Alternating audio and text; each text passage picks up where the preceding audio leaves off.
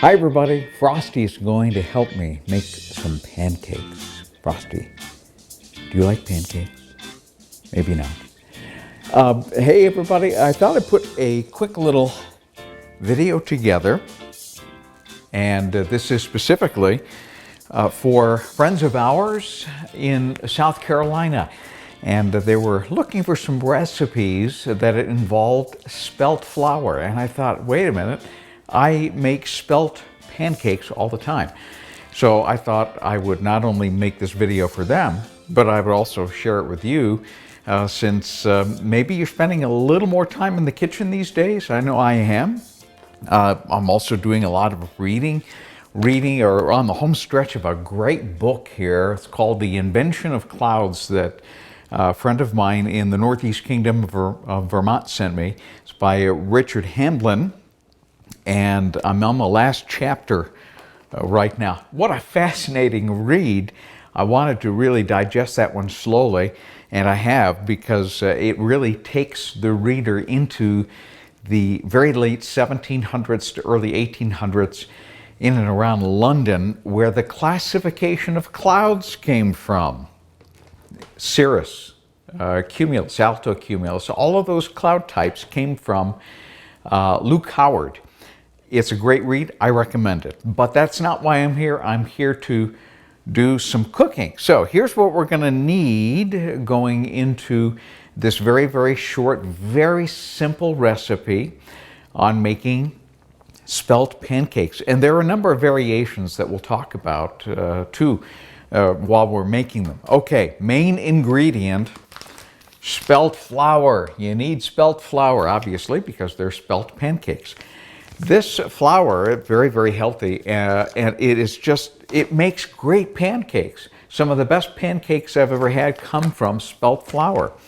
We will need, and we're doing a healthy version, as I always do for myself, egg whites. Egg beaters is fine. A little bit of buttermilk, some canola oil. You don't have to use the canola oil, but I do. It kind of gives it a little more moist texture to it. Vanilla extract. And if you want to give it some flair, you can do variations of that. Those are the main ingredients. And to give it some interest, throw some blueberries in there. Some frozen wild blueberries are my favorite. We're not going to do that today. I'm going to add a little bit of brown sugar and some cinnamon. And so that way you're adding flavor or flavors to the pancake, so that you're not having to just go glug, glug, glug, glug with the maple syrup. Obviously, you need maple syrup for these pancakes, but this lessens the amount that you need, because you have other flavors that need to get pulled out and actually complement the maple syrup. There is one more thing that I need, and I almost forgot. And I've actually made these without this before, and it doesn't turn out as well. You need baking powder, so get your baking powder out. Okay, once again, spelt flour, egg whites, buttermilk, canola oil, baking powder, vanilla extract, and of course any other flavors you want to put in there. I'm going to do a little bit of brown sugar and cinnamon. Let's get going, all right? I'm going to caution you right from the get-go and let you know that I measure things mostly by weight. And so we use a very sensitive scale. I've switched it over to grams, and what you want to do is pour about 100 grams of egg beaters into your bowl. And there we go. There's about 102. That's fine. You know, plus or minus a couple is going to be just fine. This one measures in 2-gram increments. Now I'm going to add the buttermilk, and you want to bring it up to about 150 grams. So about 50 grams of buttermilk. And you could do plus or minus. Buttermilk, contrary to its name, doesn't have a lot of fat in it. It does have a little bit, and that will add to the flavor. So you have your mixture there. Let's add now, continuing with the wet ingredients, little bit of vanilla, and you can just do a little bit of a squirt there. And let's add, well, about a couple teaspoons of canola oil. This is one of those ingredients that you don't necessarily need, but it does add a little bit of some of the moisture. All right, so we have 164 grams. Let's leave it on the scale as we begin to put our dry ingredients in. All right, let's add the spelt flour and just get a regular tablespoon and 3 heaping tablespoons of spelt flour go into it. There's 3. Now, what we don't want to do is forget the baking powder. All right, I had to find my half teaspoon measuring device. I found my teaspoon one, but this is the half teaspoon one. I finally did find it. And we want exactly a half teaspoon of baking powder in your mixture. And we are essentially ready to mix that up. So let me get my, and notice too, we have 260 grams total in here. So when you get finished, it's about a little over 250 grams. So you can go ahead and just very slowly get that all mixed in. It mixes in really nice. And get yourself a nice whisk. And don't forget to get the sides and get that into the mixture. Now, I did not put any of the flavors yet. I failed to mention one of the other ingredients, which I'm going to go grab right now. And that would be just a little salt, just a little twist. If you do rock salt. And I'm going to get some of my brown sugar and my cinnamon. Let's add the cinnamon first, and that can be to taste. Look at that. That look good? It smells good too. And let me get some brown sugar now. This is organic brown sugar.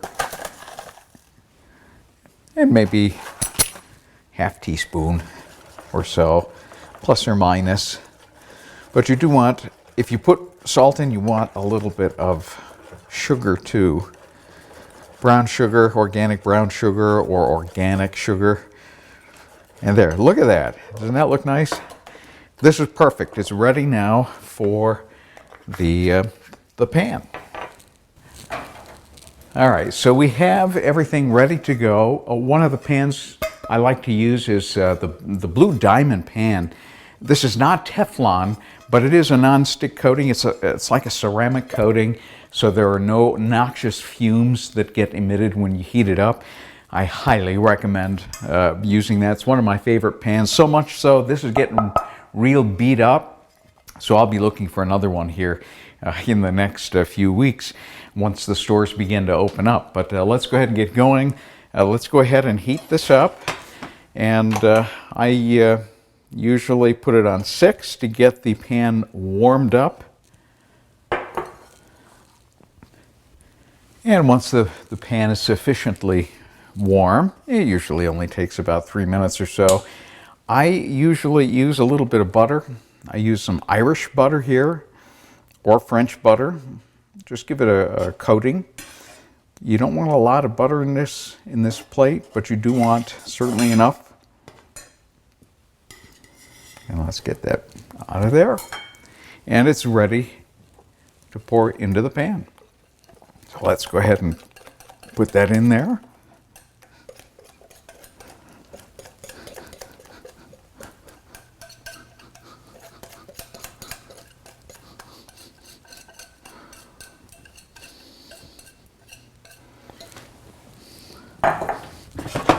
Shake it, get it nice and big, You don't want to leave it in clumps. So there we go.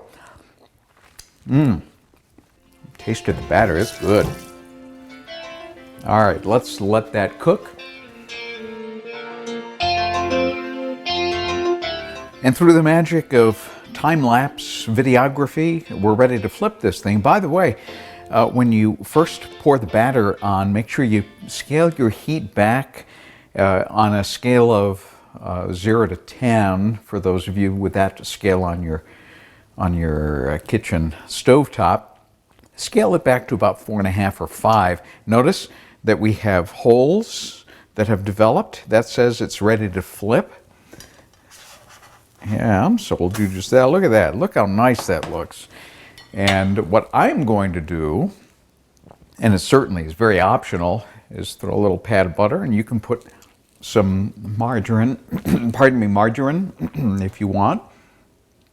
I let it melt, and then I begin to push it all around, so that way you have a nice coating of butter through the whole thing and not just right at the center, because you want as much flavor all around so that every bite has some flavor. And look, it's gone. So there we have it. We're almost ready to put that on a plate. So there we have it. It is ready to put on the plate. And of course, we have our maple syrup already. And it's time to dig in. Let's give it a try. Right here. Make sure that it tastes good. You cool this plate down.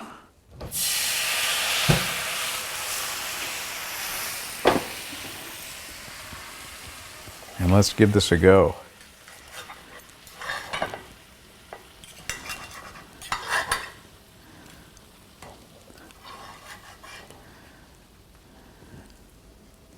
A little maple syrup on this, and we'll go to town.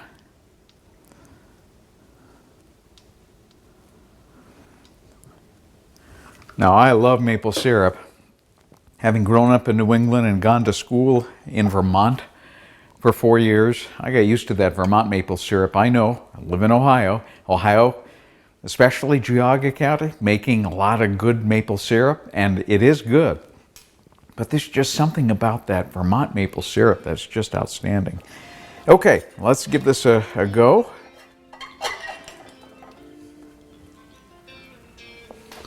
Oh my goodness, you're gonna love these. You can make them even healthier than I made them. You know what I need? I need some coffee, which is, there we go. It's almost 1 o'clock in the afternoon. But you can have pancakes for lunch. There you go. And you can really taste the cinnamon. You can do them with blueberries, raspberries, chocolate chips. How about that? You can do any number of things. So there you go. Spelt pancakes. Have fun with it and let me know if you make them. And I'd love to essentially get your feedback. What did you do to make, put your twist on these spelt pancakes? And did your family like them? Let me know. My email address, weatherjazz@yahoo.com, weatherjazz, one word, @yahoo.com. Enjoy. Bon appetit.